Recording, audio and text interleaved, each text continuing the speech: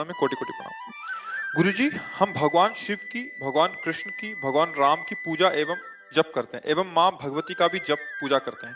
तो क्या हमें सभी का नाम जप पूजा करके सभी को संतुष्ट करना चाहिए? होता है।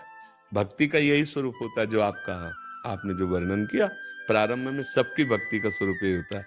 जब हम कक्षा 5 में पढ़ते थे तो शिव चालीसा, दुर्गा चालीसा, हनुमान चालीसा, ये सब चलता है। जो जो हमारी प्रियता में भगवान के नाम रूप आते गए उनकी आराधना करते गए। इसके बाद चयन होता है गुरु का। जो रंग लाने वाली बात होती है वो होती है कि जैसे हम विविध चालीसाएं पढ़ी, विविध नाम कीर्तन किए, भगवान की कथा, तो उसके फल स्वरूप मुझे सदगुरुदेव मिले। फिर सदगुरुदेव ने जो नाम दिया, सदगुरुदेव ने जो इष्ट बताया, उसको पकड़ लिया। अब हम आराधना सबकी करते हैं, लेकिन प्यार सदगुरुदेव के बताए हुए नाम और उपास्य देव पर है। जैसे एक पतिव्रता पत्नी अपने देवर, ननंद, सास ससुर सबकी सेवा करती है, पर पति के लिए, क्योंकि वो पति के सब हैं। उसका पर्सनल प्यार किसी से नहीं है, पर्सनल प्यार अपने पति से है। अब ये आ गया रंग प्रेम का, समझ रहे ना?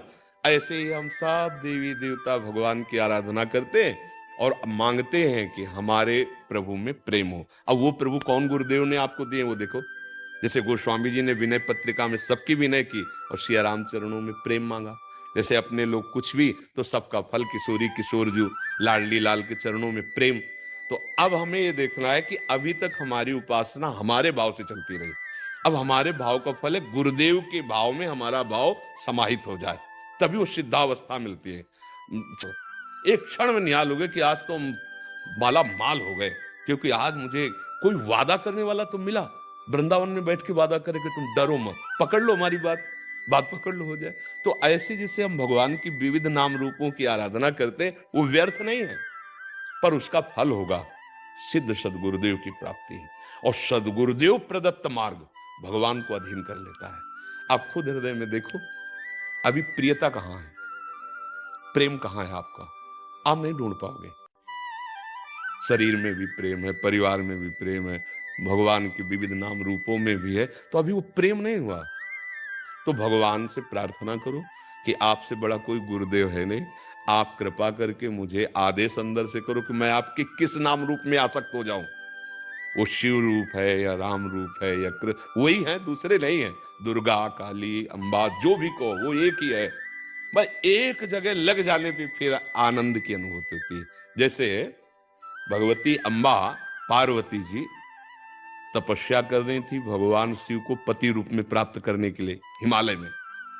तो भगवान शिव ने उनकी प्रीति परीक्षा के लिए सप्त ऋषियों को भेजा। सप्त ऋषि आए, आतिथ्य सत्कार किया भगवती अंबा ने, क्योंकि ऋषि महात्मा आए तो अर्घपात दिया। अंबा से पूछा कि आप इतना कठोर तप कर रहे हैं सूखे पत्ते खाकर। अपर्णा, भगवती अपर्णा नाम से सूखे पत्ते भगवान शिव की प्राप्ति के लिए पा रही थी। सूखे पत्ते में क्या दम होती, घोर तपस्या। तो उनका आप किस लिए इतनी कठोर तपस्या कर रहे हैं? तो उनका आप लोग हमारी बात सुनकर हंसेंगे। हंसने का मतलब कि कहां मैं और कहां अराध बोध संपन्न भगवान शिव। उनका शिव में ऐसा क्या है? क्योंकि भगवान शिव ने ही भेजा था। चिता की भस्म लगाते हैं, मुंडों की माला है, ना कोई महल है, ना कोई सोने का श्रृंगार, ना कोई ऐसा क्या सुविधा है?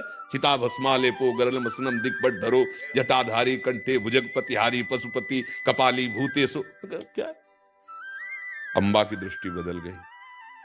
देखो, प्रीति से कहते हैं।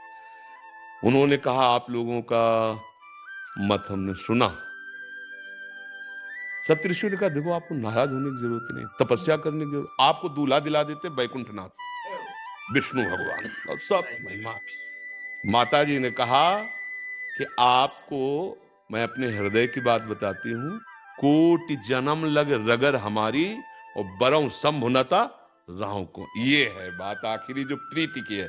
करोड़ों बार जन्म लूंगी और हर बार तपस्या भगवान शिव के लिए करूंगी और उन्हीं को पति रूप में वरण करूंगी। माना महादेव में कोई गुण नहीं है, विष्णु में सब गुण है, लेकिन जिसका मन जिससे रम जाता है उसको उसी से काम है। ये आई रंग उपासना की। तो अब आप देख लीजिए, आप अपने प्रभु से प्रार्थना कीजिए, प्रीति एक से होती है, वो एक ही है।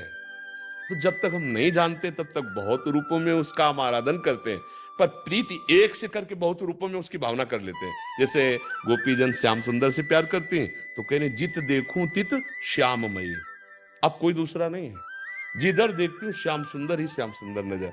गोस्वामी जी राम जी से प्यार करते, वो कह रहे जड़ चेतन जग जीव दत्त सकल राममय। ये अपनी भावना एक आराध्य देव पर वही है, लग जाए तो रंग आ जाए।